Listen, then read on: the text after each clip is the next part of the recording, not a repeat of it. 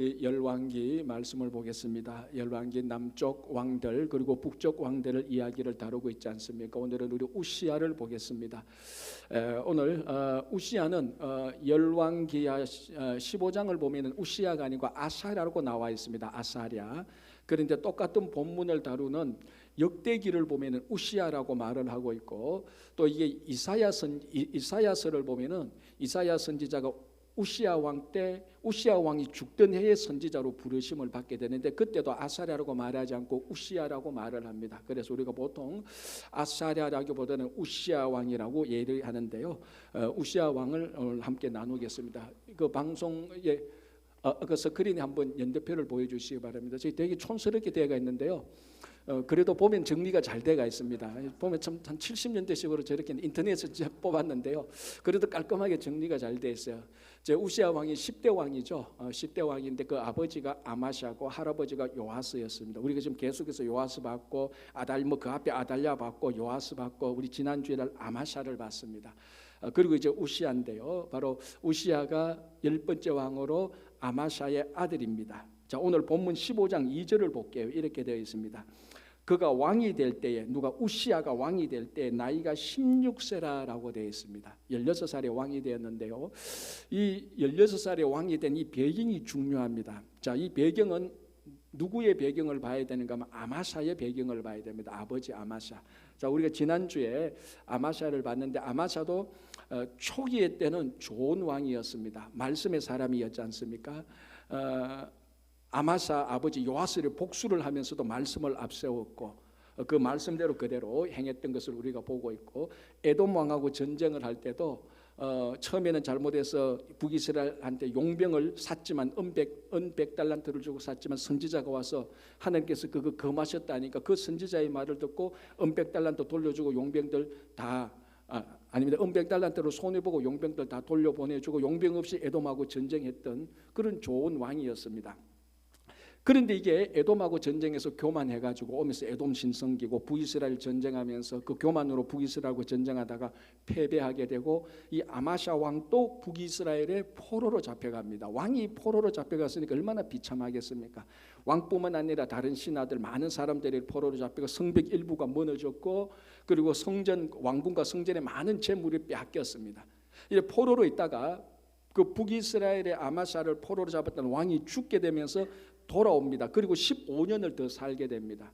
자, 돌아와서 그러면 왕 노릇을 잘 했냐? 잘할 리가 없죠. 이미 에돔 우상을 섬기고 이미 마음이 교만해졌고, 자, 그래서 이제 예루살렘에 돌아와서 왕 노릇을 하는데, 이때에 이제 그 백성들과 신하들은 아마샤에게서 마음이 완전히 이제 돌아서게 됩니다. 이제 그 중에 일부 신하들이 이제 아마샤를 제거하고 다른 왕을 세워야 하고 이제 모반을 꾸미기 시작합니다. 이게 모반을 꾸미는 것을 이 아마샤 왕이 낌새를 차리고 예루살렘에서 라기스로 도망을 가게 됩니다.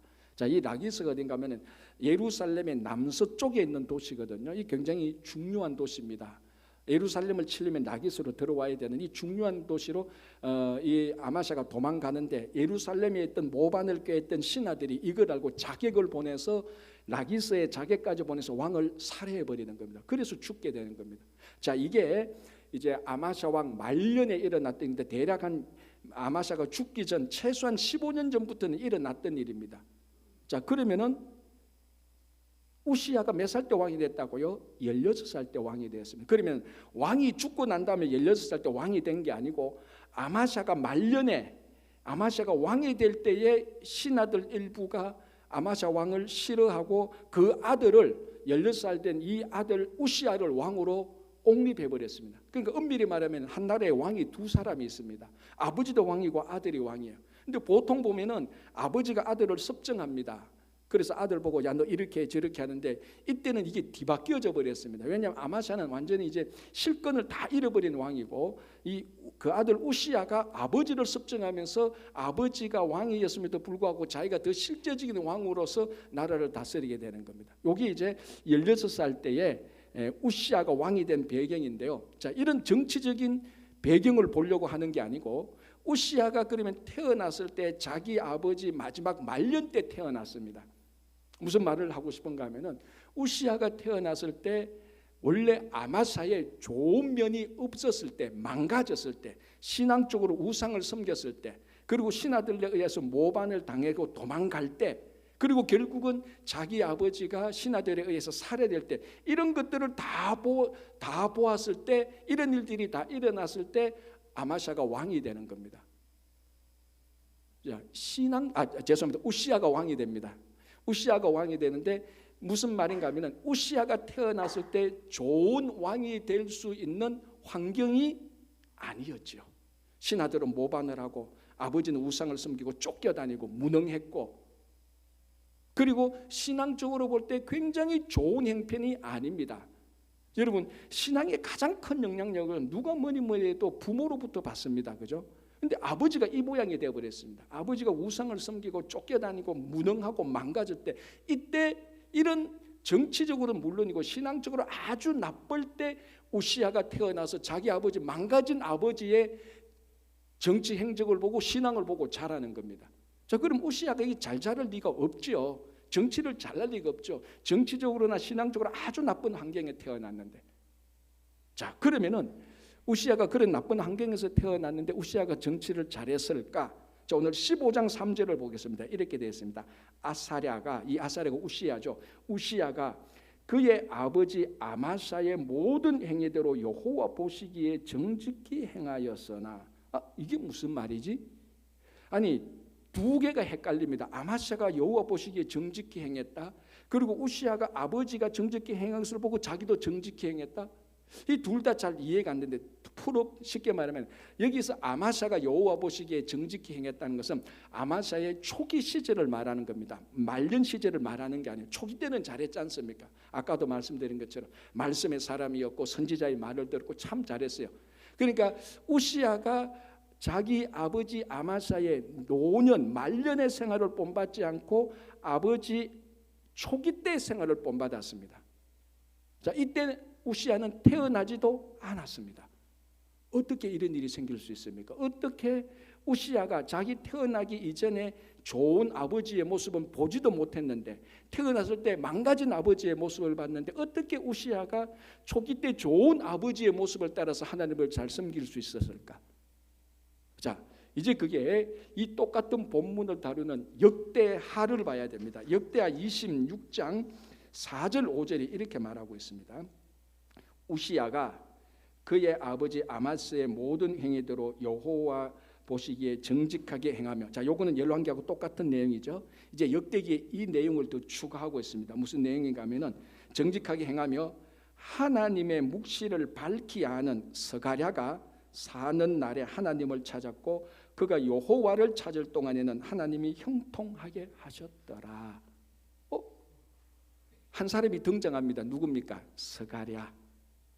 그러니까 우리가 충분히 짐작할 수 있는 겁니다. 이 스가랴가 누군가 하면 하나님의 묵시를 밝히 아는 자고, 역대하는 보면은 스가랴가 사는 날 동안에 우시야가 하나님을 찾았고 하나님께서 우시야를 형통하게 해주셨습니다. 자, 두 가지가 다 풀렸습니다. 첫 번째, 이 우시야가 굉장히 나쁜 형편에서 태어났는데 자기 아버지의 좋은 신앙생활을 본받을 수 있었던 것은 스가랴가 그걸 다 일러주고 다 훈련시킨 것입니다.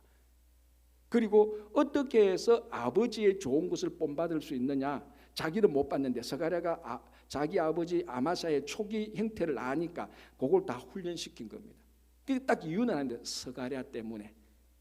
이 스가랴는 사람이 아마샤의 아들 우시야를 우리 시키면 데리고 와서, 당신이 태어났을 때, 왕이시여 당신이 태어났을 때 당신 아버지는 완전히 망가졌습니다. 정치적으로 무능했고 여전히 교만했고 그리고 하나님도 섬기지 않았습니다. 그러나 왕이시여 당신의 아버지가 노년에는 지금 망가졌지만 초기 때는 굉장히 훌륭한 왕이었습니다. 잘 들어보십시오. 그리고 이렇게 하시면 됩니다. 멘토링을 해준 거예요. 그래서 이 우시야가 스가랴의 멘토링을 받고 자기는 경험해보지 못했던 아마사의 초기 때 여호와를 섬겼던 자기 아버지의 초기 때 행실을 그대로 행했고, 그러니까 하나님을 잘 섬겼고 그 동안에 하나님께서 우시야를 형통하게 해줬다는 겁니다. 그 결론을 보면은 하나님께서 우시야에게, 아주 나쁜 형편에 태어난 우시야에게 좋은 선지자 역할을 했던, 멘토 역할을 했던 스가랴를 붙여줘서 우시야를 아주 좋은 초기 때 왕으로 만든 겁니다. 자, 그런데 이 스가랴에 대해서 하나님의 묵시를 밝히 아는 자라 말하는데, 요 똑같은 번역을 공동 번역을 읽어보면요, 기차게 번역을 해놨습니다. 이렇게 내었습니다. 이 스가랴에 대해서 이 사람은 하나님의 묵시를 밝히 아는, 하나님의 묵시를 분명히 아는 자인데, 이걸 어떻게 번역하는가 하면은 하나님을 공경하도록 깨우쳐 주는 사람이라고 말하고 있습니다. 하나님의 계시를 아는 사람이 실제적으로 어떻게 일상적인 삶 속에서 어떻게 나타나는가 하면 다른 사람들을 하나님을 공경하도록 잘 멘토링해주고 깨우쳐주는 사람. 이 스가랴가 우시야 왕에게 어떻게 하면 하나님을 공경할 수 있는 것을 잘 멘토링해준 것입니다. 그래서 우시야가 초기 때는 아주 강력한 왕이 됐습니다. 이제 좀 이따 보겠지만요, 이 우시야가 초기 때 너무 잘했는데 이 너무 잘한 거 그대로 갔다면요, 다윗하고 솔로몬을 능가할 수 있는 왕이었습니다. 그러니까 하나님께서 우시야를 위해서 붙여주신 이 멘토하는 사람, 이 스가랴, 이 사람이 중요했던 겁니다. 근데 우리 성경을 보면요, 대부분의 지도자들에게 하나님께서 이 지도자가 바른 길을 갈 수 있도록 하나님께서 항상 많은 멘토 또는 선지자를 붙여줍니다. 자, 사울 왕에게는 누가 있었을까요? 그 유명한 사무엘이 있지 않습니까? 여러분, 사무엘은 진짜 뛰어난 인물이거든요. 사사시대를 끝내면서 왕정시대를 이어주면서 사울에게 기름 붓고 다윗에게 기름 붓는, 왕에게 실제적으로 기름을 부었던 선지자입니다. 그것도 최고의 왕 아닙니까? 사울 초대왕 다윗 왕에게 굉장히 중요한 선지자를 붙여줬는데, 사울이 선지자 사무엘의 멘토링을 듣고 그대로 하는 동안에는 다 잘 되었어요. 그런데 사울이 선지자의 말을 듣지 않는 순간부터 무너지기 시작합니다. 그 시점이 똑같아요. 사울이 무너지는 시간, 이 시간은 선지자 사무엘의 말을 안 듣는 시간하고 똑같습니다. 지금 남유다만 그랬을까요? 저 북이스라엘의 가장 악한 왕으로 상징되는 아합 왕. 아합 왕에는 누가 있었습니까? 선지자였던 누구였습니까? 엘리야가 있었지 않습니까? 이 가만히 보면요, 이 왕이 약하고 연약한 왕일수록 더 강한 멘토 선지자를 붙여주는 것 같아요. 아합은 최악의 왕이었지 않습니까? 엘리야는 최고의 선지자였습니다. 그럼에도 불구하고 아합은 자기 안에 이세벨하고 엘리야의 말을 듣기는커녕 엘리야를 잡아 죽이려고 했던 것이 참 아이러니하죠. 자, 우리 다윗을 보십시오. 다윗에는 누가 멘토였죠? 나단 선지자.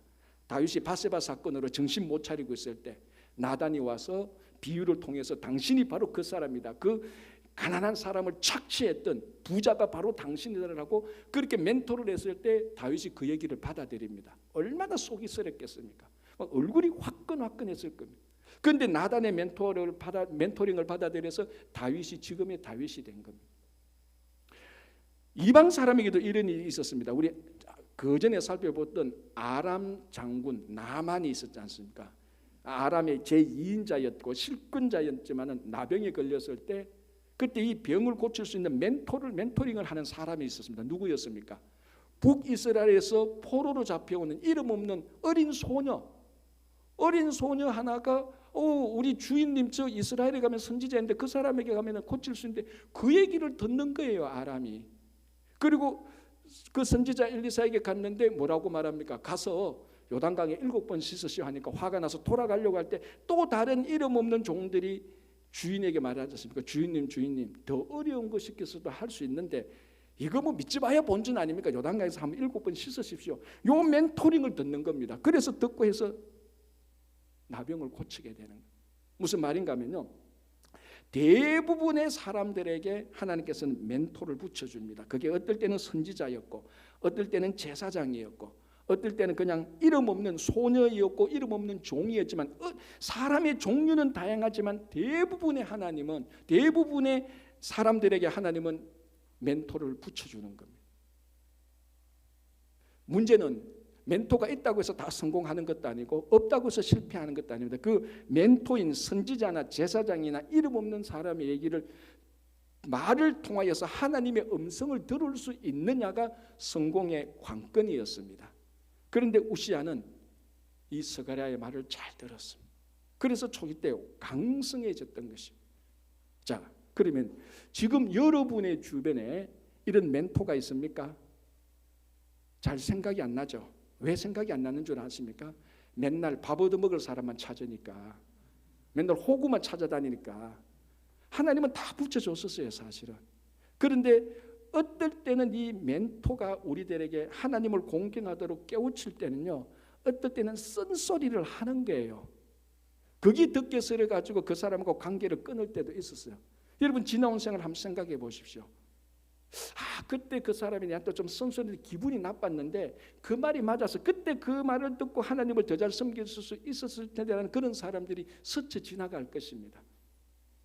자, 이제 오늘 우리가 이것을 보면서 내가 연약하고 잘못했다, 부족하다, 하나님께서 우리를 세우기 위해서 하나님의 실제적인 도움을 주시는 이런 스가랴와 나단과 사무엘과 같은 사람을 여러분들에게 다 붙여주실 것입니다.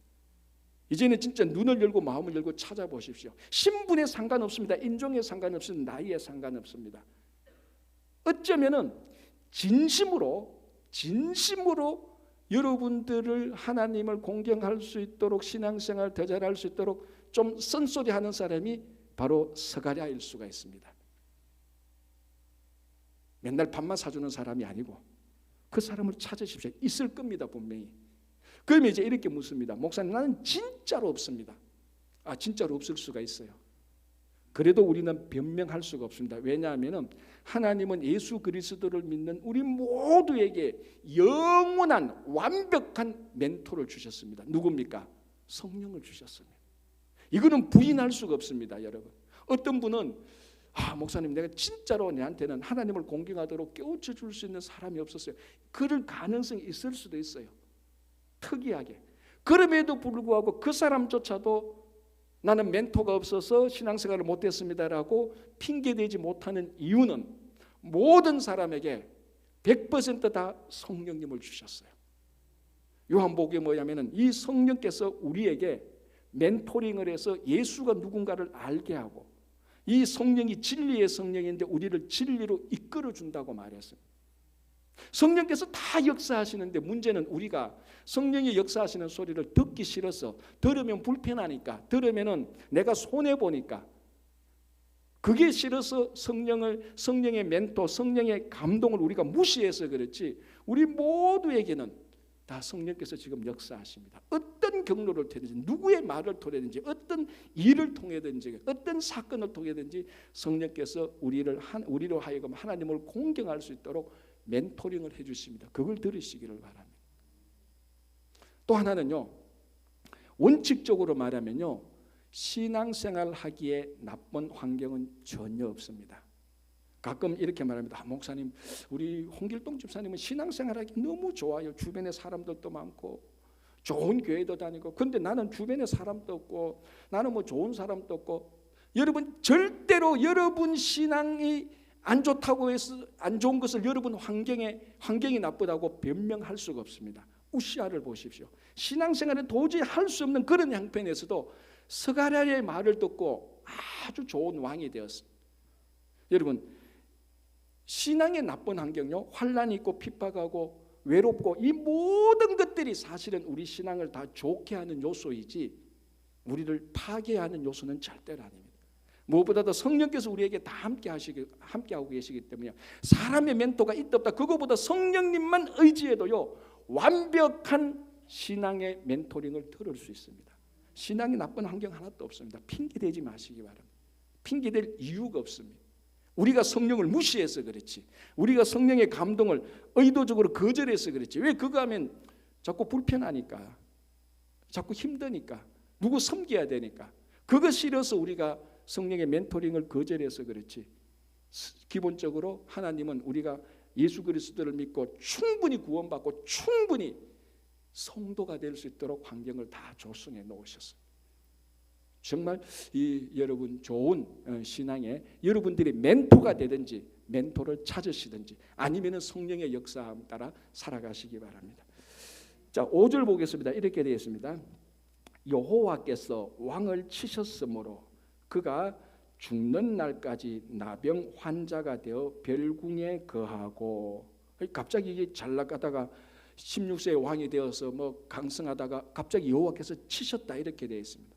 자, 이게 역대하 26장을 보면 무슨 내용이 나오면 자세히 말하고 있습니다. 우시야가 초기 때 굉장히 강성해졌습니다. 아까 제가 얼핏 말씀드린 것처럼 이 강성한 기세로 그대로 갔다면요, 분명히 다윗과 솔로몬을 능가한 왕이 될 수가 있었어요.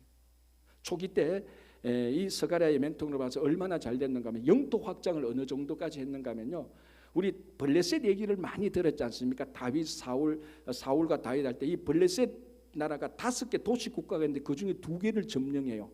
굉장히 큰 업적이거든요. 이 2개가 지중해 해안가에 있습니다. 여러분 지도를 보면 이스라엘 지도를 보면은 그 서쪽에 바다가 있지 않습니까? 그게 지중해 아니십니까? 그 지중해 해안가 남쪽 약간 남쪽에 블레셋 사람들이 있는데 그 중에 가드와 아사돗을 점령해서 유다 땅으로 만드는 거다. 그리고 그 해안선에 따라 쭉 올라가면은 지금의 텔아비브 공항 근처에 야브네라는 곳이 있습니다. 그것까지도 점령을 해요.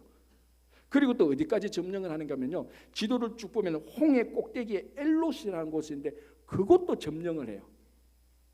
그러니까 저 해안을 따라서 쭉 점령하고 남쪽에 사해 남쪽에 에돔 땅까지도 점령을 하게 됩니다. 영토 확장이 굉장히 컸던 거예요. 이 영토 확장은요, 다윗과 솔로몬의 영토 확장에 비견되는 겁니다. 그리고 영향력이 어디까지 있었는가 하면요, 아라비아 반도까지 영향을 미쳤습니다. 여러분 지도 보면은 이스라엘 있고 그 민족이 전부 아라비아 반도 아닙니까? 그리고 애굽 변방까지 이제 남서쪽의 애굽 변방까지도 우시야의 이야기를 다 들었습니다. 와, 그 사람이 정말로 전쟁을 잘하는 왕이야. 영토를 많이 넓혀서. 여러분 그 당시 소문은 전부 다 입소문 아닙니까? 그게 애굽 변방까지 영향을 미쳤으니 이 영향력이 대단하고요. 그리고 암몬 족속이 요단강을 건넌 암몬 족속이 매번 조공을 바쳤습니다. 우시야 왕에게. 이 어마어마한 영향력이죠. 다윗 솔로몬하고 진짜 비견되는 겁니다. 그러면 이 영토 확장만 잘했냐, 영향력만 미쳤냐? 내부적으로요, 목축, 농업, 건축도 굉장히 힘썼습니다. 그리고 이게 북이스라엘 보면요, 가장 넓은 땅을 차지하고 나라가 왕성했던 나라가 여로보암 2세 때였습니다. 그거하고 똑같았습니다. 그리고 군사가요, 이 우시야 왕 때 군사가 30만 7,500명이었습니다. 이것만 해도 대군인데 이 군사들에서 역대기에서 뭐라고 말한 건가 하면 전부 다 건강한 사람이었다고 말합니다. 더 놀라운 것은요, 다 싸움을 잘하는 사람이었다고 기록하고 있어요. 이 기록은요, 일반 군사들에게 기록 아니에요. 특공대에만 기록하는 거예요. 별동대. 이 사람들은 다윗의 용사였는데 예를 들어 다윗의 용사 30인이 있었는데 이 사람은 다 싸움에 능한 자들아. 그 표현인데 이 표현을 우시야의 군대 30만 7,500명이 싸움에 능한 자래요. 잠깐 해석하면 뭡니까? 30만 7,500명이 전부 다 특공대였어요. 이거는 애굽이 쳐들어와도 바벨론이 쳐들어와도 끄떡없는 나라예요. 이렇게 나라를 초기 때 세웠어요. 강성해지자 교만해졌습니다. 누가 이 우시야를 교만해졌다고 욕할 수 있겠습니까? 여러분 우리 자신을 생각해 보세요. 우리는요, 요 사람이 2개 알고 나는 3개 말해도 나는 교만해져요. 요 사람이 2개 있고 나는 2개 반만 업적을 이루어도요 교만해요. 요 사람보다 내가 봐서 인물 약간만 더 졌다, 쌍꺼풀만 껴도 우리는 교만한 게 우리예요. 그런데 우시야를 보십시오. 초기 때 이미 다윗과 솔로몬의 버금가는 업적을 이루었어요. 이게 교만해지지 않으면 인간이 아니에요. 이거는 인간은 이 정도 되면요 싹 다 교만해질 수밖에 없는 겁니다. 왜? 죄인된 본성이니까요.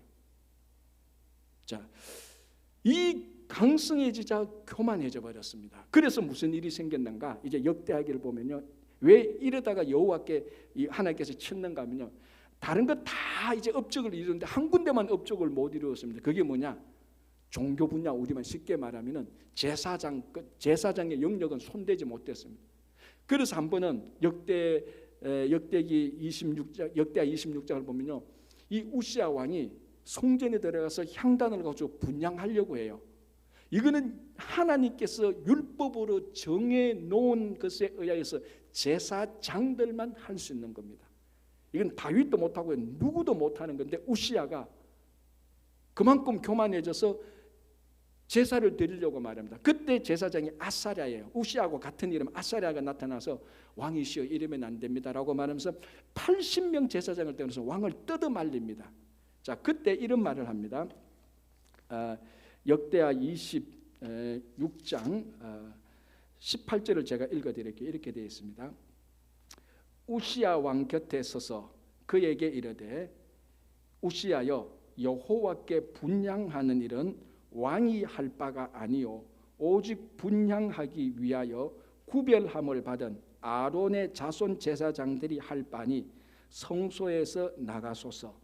왕이 범죄하였으니 하나님이 여호와에게서 영광을 얻지 못하리이다. 진심으로 충정을 가지고 왕에게 말합니다. 왕이여 나가소서. 이거는 우리가 세운 법과 제도가 아닙니다. 하나님께서 세우신 법과 제도입니다. 제사장만이 할 수 있습니다. 내가 하고 싶어서 하는 게 아니라 하나님의 법도에 따라서 하는데 왕이 지금 여기 들어오시면 어떡합니까? 그래도 우시아가 그 말을 안 듣습니다. 교만하면 안 듣죠. 안 듣고 그래도 분향하려고 하는데 하나님께서 즉각 치버립니다. 즉각 그 자리에서 나병이 걸려서 쫓겨나게 되는 거예요. 성경에서 하나님께서 심판할 때요 즉각 심판하는 경우가 있습니다. 언제인 줄 아세요? 하나님의 거룩함이 침범당할 때, 하나님의 권위가 직접 침범을 당할 때는 하나님께서는 1초도 기다리고 바로 심판을 내립니다. 하나님이 제고하지 않는 경우가 이 경우예요. 자, 보십시오. 요 본문을 주석했던 초대 교부 오리겐이라는 사람이, 또는 오리게네스라고 하는데, 오리겐이라는 사람이 이 본문에 대하여서 이 교만했다고 이렇게 말을 하는데, 이 교만한 우시아가 자기가 왕으로서 해야 될 인간의 선을 넘어가게 되고요, 하나님의 권위에 침입하게 되는 겁니다. 교만이 왜 문제인가 하면요, 결국은 하나님의 거룩함에 자연스럽게 침범하기 때문에, 그래서 결국은 다 심판받기 때문에 교만이 문제인 거예요. 자, 지금 보십시오. 이 제사건은 하나님이 세우신 법도입니다. 여기에 침범한다는 것은 누구의 권위에 도전하는 겁니까? 하나님의 권위에 도전하는 겁니다. 그리고 왕은 왕으로서 제한선이 있습니다. 이 제한선을 뛰어넘어서 제사장까지 침범하게 돼요. 이게 교만한 사람들이 하는 겁니다. 그래서 심판받게 되는 겁니다.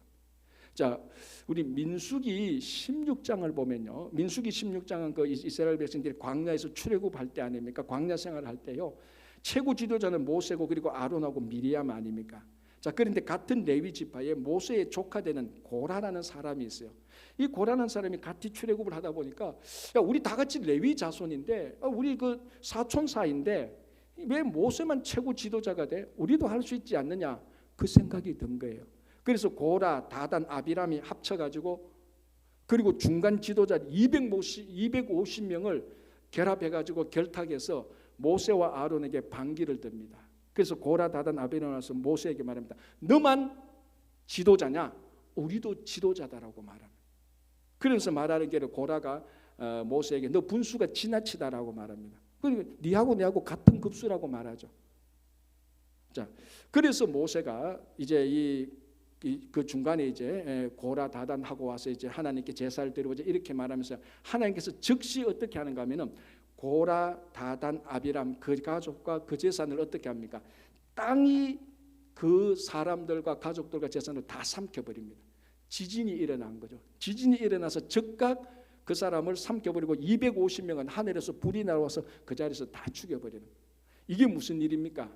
자, 단순히 모세하고 아론의 리더십에 반역한 것, 거기에 반기를 든 차원이 아니에요. 자, 모세와 아론은요 선출직이 아니었어요. 임명직이었어요. 누가 임명했습니까? 하나님이 임명했어요.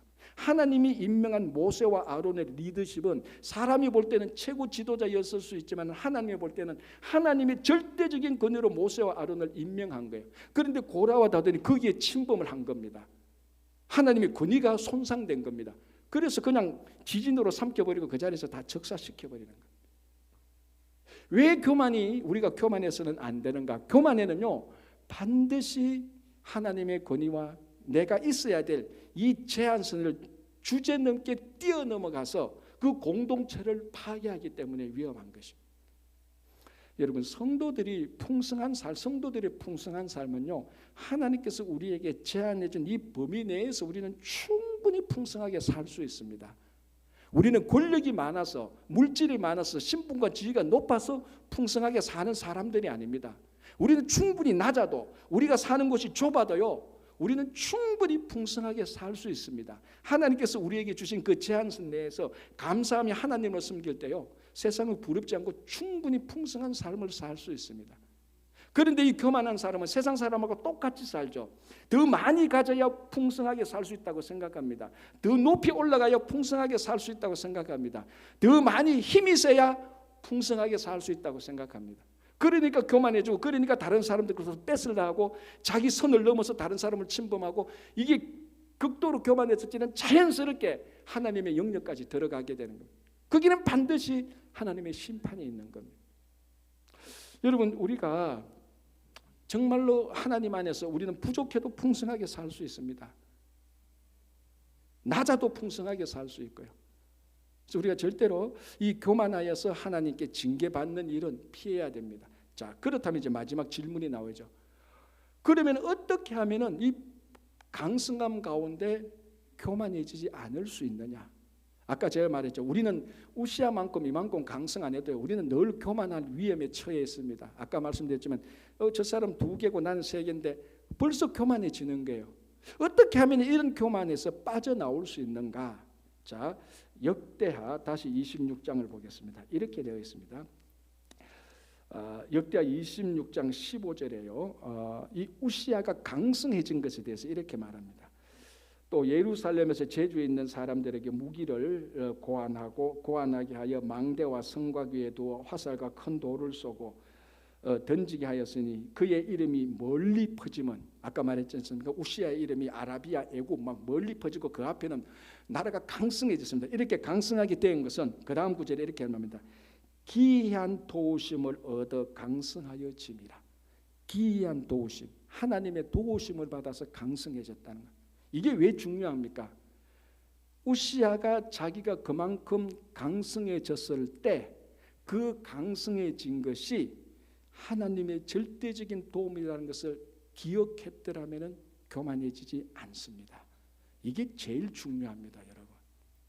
내가 저 사람보다 2개고 내가 3개다. 내가 더 많네. 왜 나는 더 많지? 내가 똑똑하구나. 그렇지, 내가 수고했지. 그렇게 생각하는 순간부터 교만해지기 시작하는 겁니다.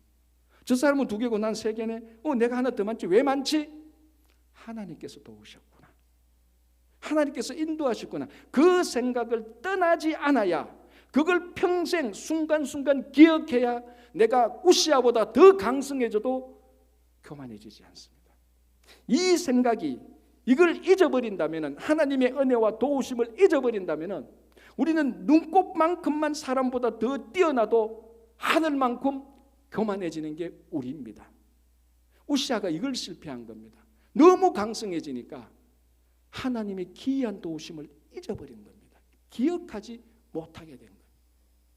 자, 이스라엘 백성들은요, 하나님께서 이스라엘 백성들한테 제일 싫어했던 것 중에 하나가 바로 이 교만입니다. 그래서 하나님께서는 이스라엘 백성들 전체가 교만하지 않도록 하나님께서 시스템을 만들어 놨습니다. 그게 뭔 줄 압니까?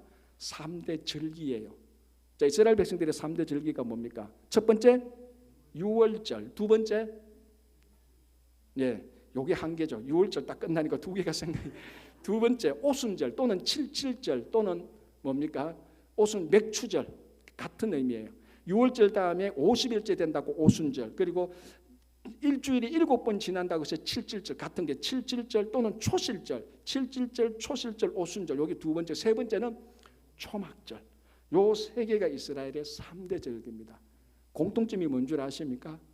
전부 다 하나님이 이스라엘을 도우셨다는 거예요. 자, 6월절이 뭡니까? 이스라엘 백성들이 애굽에서 구원받은 겁니다. 누가 구원해 주셨습니까? 하나님이 모세를 불러내가지고, 안 하려는 모세 불러가지고 홍해도 갈라주고 강야에서 물도 나게 하시고 먹을 것도 주시고 40년간 하나님께서 구원해 주셨어요. 자, 초실절 또는 맥추절은 뭡니까? 보리 농사를 짓고 처음 얻는 열매, 하나님께서 열매 맺게 해주신 것, 이것을 하나님께 드림으로 말미암아 추수 때까지 하나님께서 계속해서 완벽하게 우리들에게 열매를 제공하실 것이다라는 믿음을 가지고 첫 번째 열매를 드리는 겁니다. 하나님께서 이스라엘 백성들에게 먹을 것을 주시는 것이죠. 초막절, 광야 40년 동안 초막을 짓고 살았는데 낮의 해와 밤의 달이 이들을 상치 아니하고 무서운 짐승들이 공격하지 않았고 수없이 많은 이방 민족들이 공격했었어도 하나님께서 다 지켜주시고 보호하셨다. 그걸 기억하는 게 초막절입니다. 공통점은요, 유월절, 초실절 또는 맥추절을 지키고 초막절을 지키면서 1년에 이 3대 명절을 계속 지키면서 뭘 기억합니까? 하나님께서 그 옛날 우리 조상 때부터 지금까지 하나님께서 우리를 지켜주셨다는 것을 기억하게 하는 것이 1년 내에 기억합니다. 그걸 제대로 기억한다면 그 민족이나 자기 가정이나 자기가 잘 된 것이 자기 때문입니까? 하나님 때문이죠. 자동적으로 하나님께서 이스라엘 백성들을 겸손하도록 시스템을 3대 절기를 통해서 만들어 놓으신 것입니다. 그래서 겸손하도록 하나님께서 한 겁니다. 왜? 교만하면 하나님의 권위에 도전하고 교만하면 다른 사람을 침범하고 다른 사람을 약탈하니까 하나님께서 제일 싫어하는 일을 하시니까. 그럼 우리도 그럼 3대 절기 지킬까요? 아니요. 하나님은 우리를 훨씬 더 좋은 시스템으로 만들어놨어요. 그게 매일매일 또는 매주 주일을 지키면서 예배를 드리는 겁니다. 여러분, 주일을 지키면서 예배 드릴 때 단 한 번도요, 예배나 설교를 통해서 아니면 찬송가를 통해서 하나님께서 우리를 지켜주셨다는 그 구절이 한 번도 안 나오는 예배는 없습니다. 대표 기도를 할 때 어느 집사님이 어느 권사 어느 장로님이 기도할 때도 반드시 그 기도는 해요. 찬송가를 어느 찬송가를 봐도 하나님께서 지켜주신 것을 감사하는 찬송가가 나와요. 어떤 설교자가 하더라도 한마디를 하든지 두마디를 하든지 하나님께서 인도해 주셨다는 것을 고백하는 겁니다. 그 말 한마디만 듣고 그렇구나, 지난 한 주간 동안에도 하나님께서 나를 지켜주셨구나, 그래서 내가 오늘 이 자리에 있구나, 지난 한 주간 참 비즈니스가 잘 되고 좋은 업체하고 계약했는데 그것도 하나님께서 하셨구나. 그걸 기억한다면 매주 예배를 통해서 어느 누구도 교만해질 수가 없는 겁니다. 우리가 우시아보다 훨씬 더 강성해도 매주 예배를 드리면서 말씀을 듣고 기도를 하고 찬양을 하면서 우리가 뭘 고백합니까? 하나님이 지금까지 이렇게 된 것은 하나님의 전적인 은혜였다. 그러면 교만해지지 않습니다. 그게 하나님께서 가장 우리들에게 바라는 하나님의 모습입니다. 그래서 예배가 중요한 겁니다. 일주일에 한 번 예배가 왜 중요합니까? 이 한 번 예배를 잘못 드리면 다음 주부터는, 내일부터는 금방 교만해지기 시작합니다. 금방 또 일이 안 되면 금방 팍 다운되기 시작하고 우울해지기 시작하고. 그러나 이 예배를 통하여서 하나님께서 나를 지켜주시고 우리를 지켜주시고 그걸 고백할 때마다 넘어져도 괜찮고 올라가도 교만하지 않습니다. 그래서 예배가 중요한 거예요. 정말 올 한 해 동안에는 매번 예배를 통해서 우리의 교만함을 깎고 내리고 하나님의 인도하심을 고백해서 우시아보다 더 강성해지기를 바랍니다. 더 바라는 것은 강성해지더라도 정말 교만해지지 말고 하나님의 사람이 되시기를 바랍니다. 기도하겠습니다.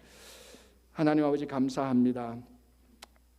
지난 한 주, 작년, 지금까지 인생을 하나님께서 지켜주심을 진심으로 고백합니다. 입술로만 말하는 것이 아니라 습관적으로 말하는 것이 아니고 하나님께서 지켜주심을 진심으로 고백하는 자들에게 하나님께서 이 진심으로 하나님의 도우심을 고백하는 자들에게 힘을 주시고 이들을 높게 하시고 이들에게 물질을 주셔서 잘 사용하게 하여 주시옵소서. 주님, 우리의 신앙 환경이 나쁘다고 핑계대지 않을 것은, 못할 것은 성령께서 함께 하심을 고백합니다. 아버지 하나님, 성령께서 매 순간순간마다 우리 마음을 감동시켜서 하나님과 함께하게 하여 주시옵소서. 예수님 이름으로 기도합니다. 아멘. 212장 찬송합니다.